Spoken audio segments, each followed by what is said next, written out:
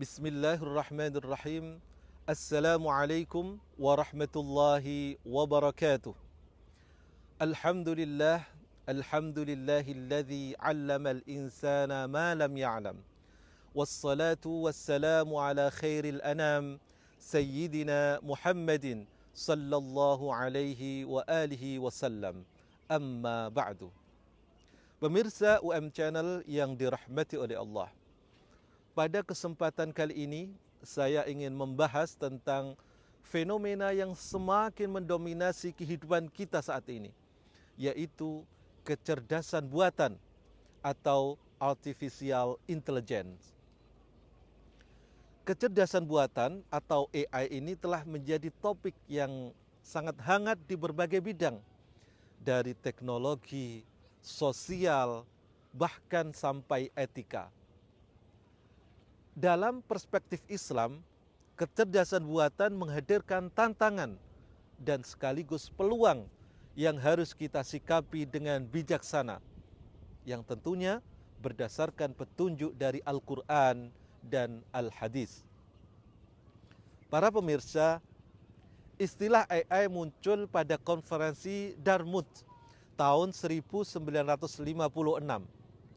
Namun, konsepnya ini sudah dikembangkan sejak awal tahun 1900-an melalui teori matematika dan komputasi oleh Boole, oleh Whitehead, oleh Russell, oleh Turing, oleh Shannon dan juga oleh von Neumann.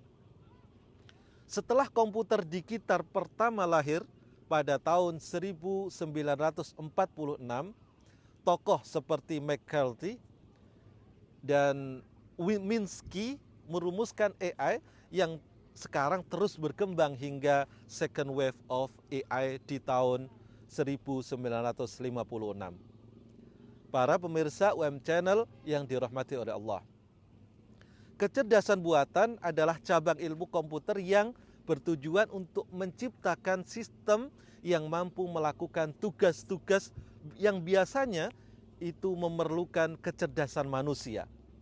Hal ini mencakup kemampuan untuk belajar, berpikir, dan membuat keputusan. AI berkembang pesat dalam beberapa dekade terakhir ini. Ini memberikan kontribusi besar dalam berbagai sektor seperti kesehatan, pendidikan, industri, dan lain sebagainya. Namun para pemirsa, di balik kemajuan ini ada sejumlah tantangan dan risiko yang perlu kita pertimbangkan. Tentunya sebagai umat Islam, kita perlu memahami bagaimana Islam memandang perkembangan ini, serta bagaimana kita bisa mengambil manfaat dari kecerdasan buatan tanpa melanggar prinsip-prinsip syariat. Para pemirsa, yang pertama adalah peluang kecerdasan buatan dalam perspektif Al-Quran. Al-Quran mendorong umat manusia untuk selalu terus belajar dan mengembangkan ilmu pengetahuan dan juga pengalaman kita terhadap pengetahuan tersebut. Firman Allah Subhanahu wa taala dalam surat Al-Mujadilah ayat 11, Bismillahirrahmanirrahim. Yarfa'illahu alladhina amanu minkum walladhina utul ilma darajat.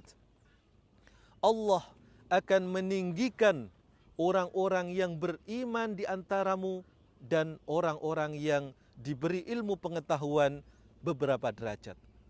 Pemirsa, ayat ini menunjukkan bahwa Islam sangat menghargai ilmu pengetahuan, termasuk teknologi seperti kecerdasan buatan atau AI. AI yang dapat memberikan banyak manfaat jika digunakan dengan bijaksana. Dalam bidang kesehatan, AI digunakan dalam IBM Watson Health untuk membantu diagnosa penyakit secara lebih cepat dan akurat. Di dunia pendidikan, platform seperti Duolingo, Han Academic, ini juga memanfaatkan AI untuk memberikan pelajaran yang lebih interaktif dan sesuai dengan kebutuhan masing-masing siswa. Dalam bidang bisnis dan komunikasi, teknologi seperti ChatGPT, Google Bard, IBM Watson ini membantu dalam analisis data. Bisa juga dalam layanan pelanggan dan juga pengelolaan informasi, dan tentunya masih banyak yang lainnya dan sebagainya. Para pemirsa UM Channel yang dirahmati oleh Allah. Selain itu, Al-Quran juga mengajarkan umat Islam untuk memanfaatkan apa yang ada di muka bumi ini untuk kebaikan. Dalam surat Al-Baqarah ayat 29 disebutkan, Huwallazi khalaqalakum ma fil ardi jami'a. Dialah yang menjadikan segala yang ada di muka bumi untuk kamu semuanya. AI bisa dianggap sebagai salah satu bentuk pemanfaatan dari apa yang ada di muka bumi ini, selama digunakan untuk tujuan yang baik dan tidak melanggar syariat. Para pemirsa, yang kedua adalah tantangan kecerdasan buatan dalam perspektif Al-Quran. Namun, di samping peluang yang ditawarkan di atas, kecerdasan buatan juga menghadirkan tantangan yang signifikan, baik dari segi etika maupun spiritual. Salah satu tantangan utama adalah potensi hilangnya pekerjaan manusia akibat otomatisasi yang didorong oleh AI. Hal ini dapat menimbulkan ketidakadilan sosial yang jelas ini akan bertentangan dengan prinsip-prinsip keadilan dalam Islam. Dalam surat An-Nisa ayat ke-58, Allah Subhanahu wa taala berfirman, Innallaha ya'murukum an tu'addul amanati ila ahliha. Sesungguhnya Allah menyuruh kamu menyampaikan amanat kepada yang berhak menerimanya. Para pemirsa, ayat ini menegaskan bahwa perintah Allah untuk menunaikan amanat kepada yang berhak dan menetapkan hukum dengan adil bagi semua manusia. Menurut Quraisy Shihab dalam tafsir Al-Misbah, amanat harus diberikan kepada ahlinya, sementara keadilan harus ditegakkan tanpa membedakan agama, keturunan, ras, dan lain sebagainya. Ayat ini menekankan tentang pentingnya keadilan dalam kehidupan bermasyarakat.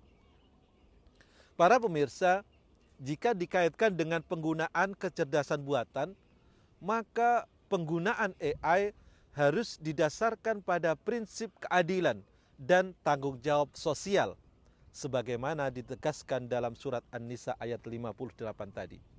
AI harus diterapkan dengan bijak agar tidak merugikan pihak-pihak tertentu, terutama dalam distribusi kesempatan kerja, sehingga tetap menjunjung tinggi nilai keadilan dan amanah dalam penggunaan AI tersebut.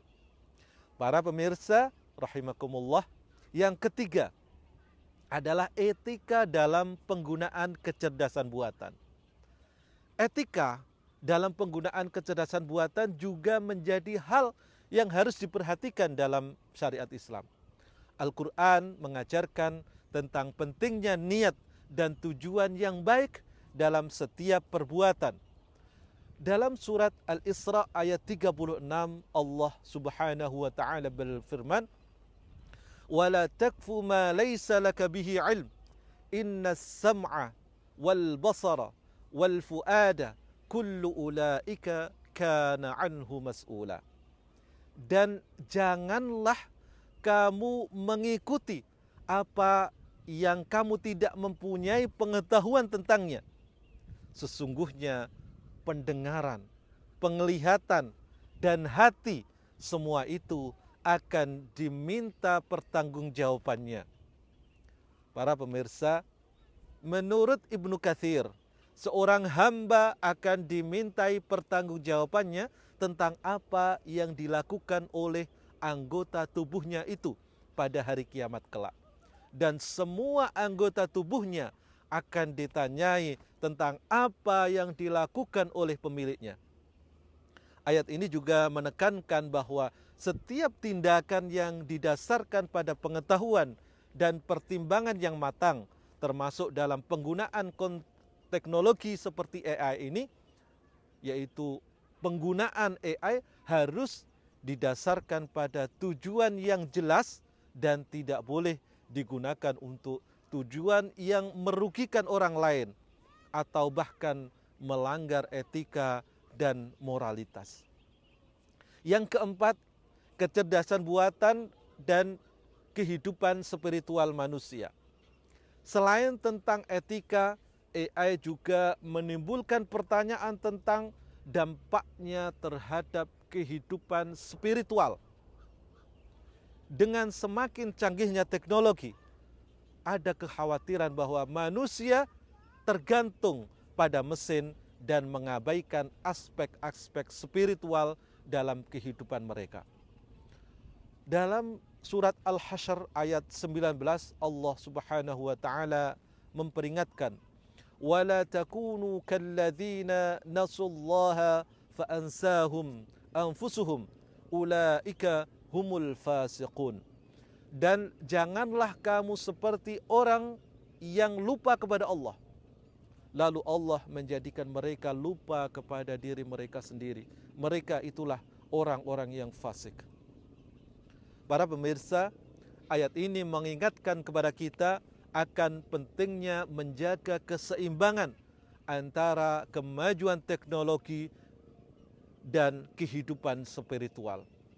Manusia harus tetap mengingat Allah dan menjadikan Allah sebagai pusat kehidupan meskipun teknologi semakin berkembang. Para pemirsa, kecerdasan buatan menawarkan peluang besar bagi kemajuan umat manusia. Namun jika membawa tantangan yang tidak boleh diabaikan, kita sebagai manusia, sebagai umat Islam, kita harus bijaksana dalam memanfaatkan teknologi ini dengan tetap berpegang pada prinsip-prinsip syariat yang telah diajarkan oleh Al-Quran dan juga Al-Hadis.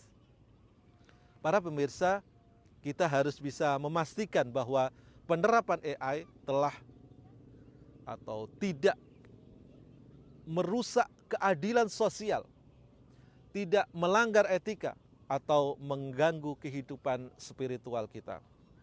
Dengan demikian, kita dapat mengambil manfaat dari kecerdasan buatan untuk kebaikan umat manusia dan juga tetap menjaga nilai Islam yang kita anut. Setiap teknologi termasuk kecerdasan buatan atau AI ini tidak lepas dari nilai dan kepentingan tertentu. Tantangan terbesar bukanlah AI menggantikan manusia. Akan tetapi, bagaimana teknologi ini digunakan oleh pihak tertentu.